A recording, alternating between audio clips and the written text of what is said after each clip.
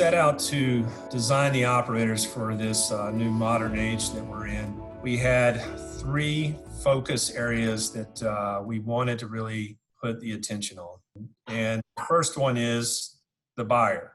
For the double door operator, and from what I understand, it's the only double door operator out there like this. It actually is installed on the door, right, in two sections.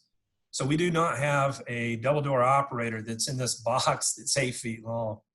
You know, you buy a double door operator, it'll come in 2 4-foot boxes, and that does two things. One is it lowers their freight cost, and the other thing is it takes up less shelf space. The other customer that we were really focused on was the installer. We wanted to make sure that only one person had to install it. If you look at a lot of installation videos out there from a lot of operator companies, you'll see that there's two people on the ladder, whether it's a single door operator or a double door operator. Our intent was to make it where it actually go up in a modular way up onto the door and only have one person on the ladder.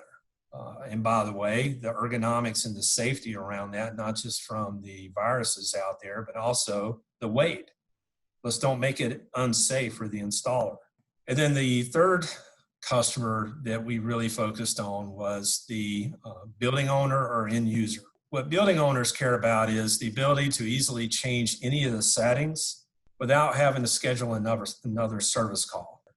And we wanted something that they could use either their smartphone or an iPad or a computer and easily get on there and be able to change any of the settings just using their smartphone without taking the cover off. So that's what we were after for those three focus groups. Ease of buying, right, and low cost to the buyer. Ease of installer. And then the third one was ease of changing any of the settings for the building owner and also offer solutions to that building owner that are touchless, you know, no wave to open switches and things like that.